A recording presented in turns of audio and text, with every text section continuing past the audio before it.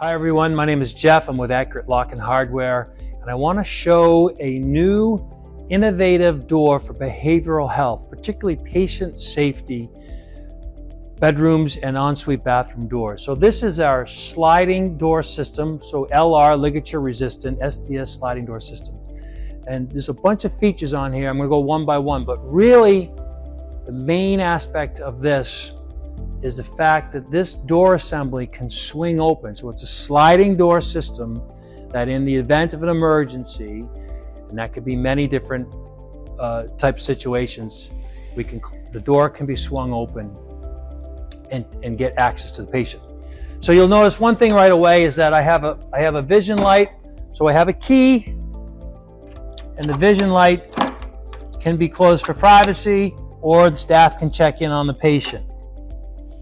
You'll also notice soft close so that there's no slamming.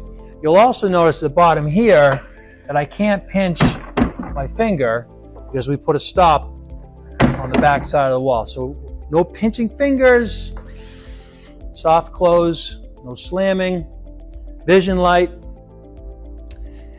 And this door can also be locked by key, so now nobody has access to the room. Or we can leave it in passage mode. So let's show you how the door swings open. There's an emergency, patients barricaded themselves inside the door, which they can't with this system, but let's just say for some reason the staff were afraid to slide the door open. I take this key, I got to do two things.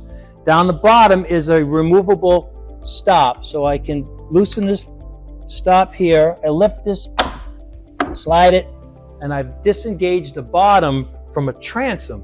By the way, the transom is there to prevent alligator roll harm events.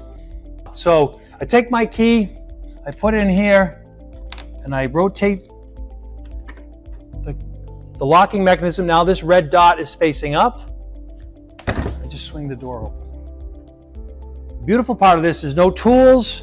I don't have to screw anything back in. We now have access to the patient side of the room to put the door back in service. I close the door. I re-secure red down. Now the system's locked and I'm back in operation.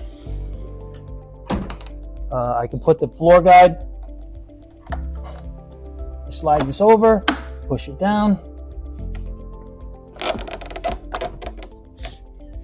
push it down, and then I can lock it in place this way so that patients can't tamper with the bottom stop.